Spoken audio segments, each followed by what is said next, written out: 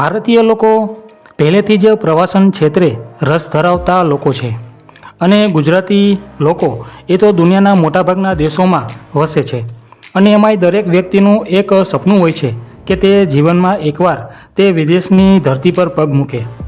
વિદેશ ફરવા કે અન્ય કોઈ કામ માટે જવું હોય તો સૌથી પહેલાં તમારી પાસે ભારતીય પાસપોર્ટ અને વિઝા હોવો જરૂરી છે. એટલે આપણે અહીં પાસપોર્ટ અને વિઝા તેમજ વિશ્વના પાવરફુલ પાસપોર્ટ વિશે માહિતી મેળવીશું. તો ચાલો મિત્રો શરૂ કરીએ આજનો આ વિડીયો. નમસ્તે મિત્રો, સંઘમિત્રા કોમ્પ્યુટર યુટ્યુબ ચેનલમાં આપનું હાર્દિક સ્વાગત છે. વિડીયોની શરૂઆતમાં આપણે પાસપોર્ટ અંગે માહિતી મેળવીએ. સૌપ્રથમ જાણીએ કે પાસપોર્ટ એટલે શું. ભારતીય પાસપોર્ટ એટલે આંતરરાષ્ટ્રીય સરહદો પાર કરવા સાથે ભારતીય નાગરિકની વિદેશમાં ભારતીય હોવાની સત્તાવાર ઓળખ. પાસપોર્ટથી વ્યક્તિ એક દેશમાંથી બીજા દેશમાં બે રોકટોક અવરજવર કરી શકે છે. એટલે વિદેશ પ્રવાસ માટે આપની પાસે ભારતીય પાસપોર્ટ હોવો ખૂબ જરૂરી છે. ગુજરાતમાં રિજનલ પાસપોર્ટ ઓફિસ એ અમદાવાદની અંદર આવેલ છે. ગુજરાતમાં આપવામાં આવતા તમામ પાસપોર્ટ આ ઓફિસ દ્વારા આપવામાં આવતા હોય છે. મિત્રો, પાસપોર્ટ મેળવવા માટે તમારે આ વેબસાઇટ પર ઓનલાઈન અરજી કરવાની રહેશે. હાલ પાસપોર્ટના મુખ્ય 3 પ્રકાર છે. એમાંનું પહેલું છે સામાન્ય પાસપોર્ટ, બીજું છે અધિકૃત પાસપોર્ટ અને ત્રીજું છે રાજદ્વારી પાસપોર્ટ. સૌપ્રથમ આપણે સામાન્ય પાસપોર્ટ એના વિશે માહિતી મેળવીએ. સામાન્ય પાસપોર્ટને ઓર્ડિનરી સિટીઝન પાસપોર્ટ પણ કહેવામાં આવે છે, જેનો રંગ ડાર્ક બ્લુ અથવા તો નેવી બ્લુ હોય છે. આ પાસપોર્ટ સામાન્ય જનતાને પ્રવાસન અથવા વ્યવસાયિક ઉદ્દેશ માટે આપવામાં આવે છે. પુખ્ત ઉંમરના લોકો માટે આ પાસપોર્ટની મુદત 10 વર્ષની છે, જ્યારે સગીર વયના લોકો માટે આ મર્યાદા એ 5 વર્ષની છે અને આ સમયગાળા પછી પાસપોર્ટને રિન્યૂ કરવો પડે છે. સામાન્ય પાસપોર્ટના મુખ્ય 2 પ્રકાર છે. એમાં છે એક ECR પાસપોર્ટ અને બીજું છે નોન ECR પાસપોર્ટ. તો સૌપ્રથમ આપણે ECR પાસપોર્ટ વિશે માહિતી મેળવીએ. તો ECR પાસપોર્ટ એટલે કે immigration check required. ECR passport સામાન્ય રીતે ધોરણ 10થી ઓછું ભણેલા અને અર્ધકુશળ અથવા અકુશળ કામદારોને આપવામાં આવે છે. ECR પાસપોર્ટ ધારકોએ રોજગાર માટે અમુક દેશોમાં મુસાફરી કરવા માટે POES એટલે કે પ્રોટેક્ટર ઓફ ઇમિગ્રેશન પાસેથી ઇમિગ્રેશન ક્લિયરન્સ મેળવવું જરૂરી છે. હવે જોઈએ non ECR passport. Non ECR passport એટલે કે નોન ઇમિગ્રેશન ચેક રિક્વાયર્ડ. આ પાસપોર્ટ ધોરણ 10થી વધુ અભ્યાસ કરી ચૂકેલા લોકોને આ પાસપોર્ટ આપવામાં આવે છે. હવે મિત્રો પાસપોર્ટનો બીજો પ્રકાર જોઈએ. તો બીજો પ્રકાર છે અધિકૃત પાસપોર્ટ એટલે કે ઓફિશિયલ પાસપોર્ટ. આ પાસપોર્ટનો રંગ સફેદ વ્હાઇટ હોય છે, જે સરકારી અધિકારીઓને વિદેશમાં સત્તાવાર સોંપણી સાથે આપવામાં આવે છે.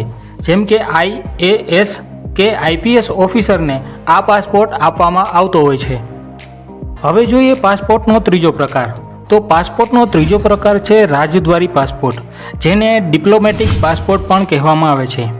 આ પાસપોર્ટનો રંગ મરૂન હોય છે, જે રાજદ્વારી તેમજ વરિષ્ઠ સરકારી અધિકારીને આપવામાં આવે છે. આ પાસપોર્ટ ધારકને કોઈપણ દેશમાં વિઝાની જરૂર પડતી નથી. તેમનો પ્રવેશ વિઝા ફ્રી હોય છે.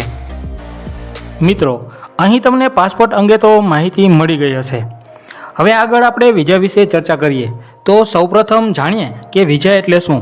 તો મિત્રો, વિઝા એટલે નિર્ધારિત હેતુ અને અવધિ માટે ચોક્કસ દેશમાં પ્રવેશવાની પરવાનગી. વિઝાનું ફૂલ ફોર્મ છે વિઝિટર ઇન્ટરનેશનલ સ્ટે એડમિશન. આગળ જાણીએ કે વિઝાની જરૂર શા માટે છે.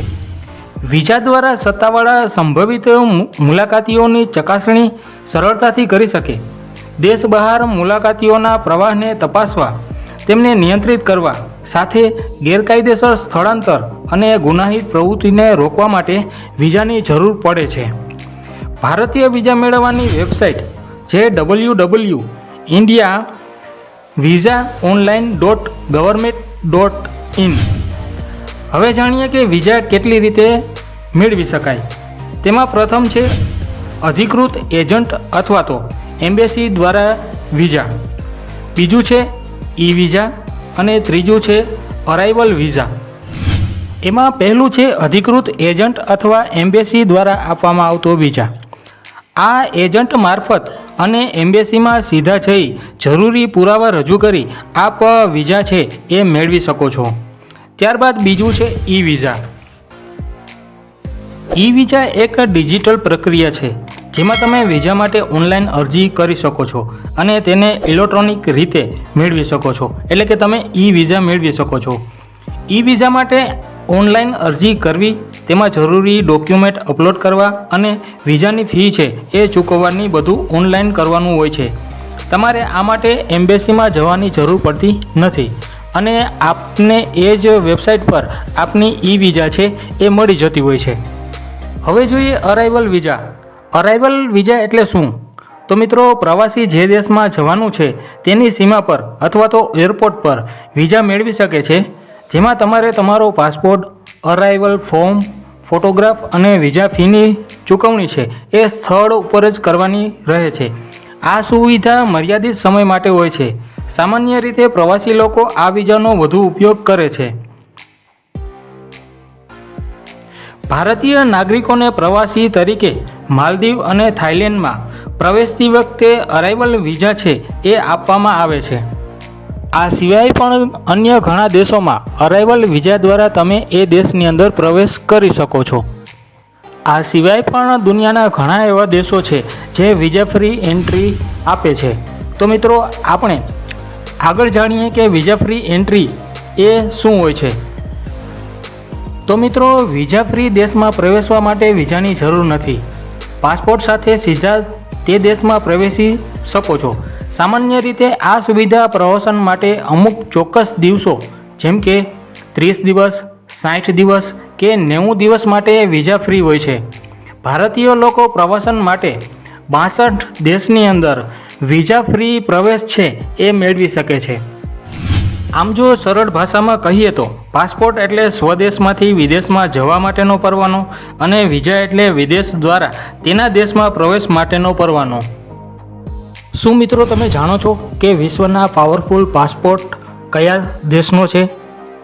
નથી જાણતા? તો હું આપને જણાવી દઉં કે વિશ્વમાં સૌથી પાવરફુલ પાસપોર્ટ છે.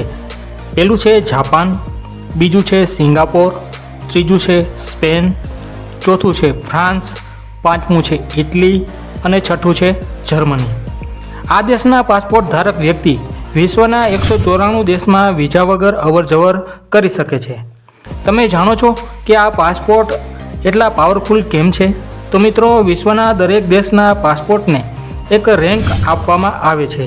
આ રેન્ક એ IATA એટલે કે ઇન્ટરનેશનલ એર ટ્રાન્સપોર્ટ એસોસિએશન દ્વારા આપવામાં આવે છે.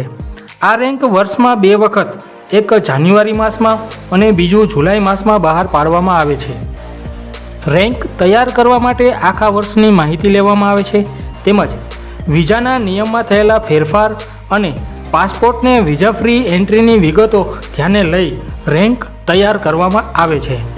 વર્ષ 2024માં ભારતનો રેન્ક નંબર 85 છે. વર્ષ 2023માં ભારતીય લોકો 57 દેશમાં વિઝા વગર અવરજવર કરી શકતા હતા. હાલમાં તે 62 દેશમાં વગર વિઝાએ જઈ શકે છે.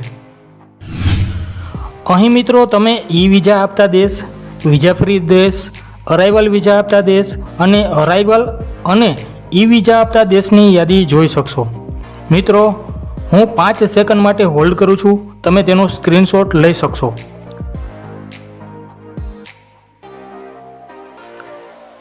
તો મિત્રો, આ વિડીયોના માધ્યમથી આપને પાસપોર્ટ અને વિઝા વિશે માહિતી મળી હશે.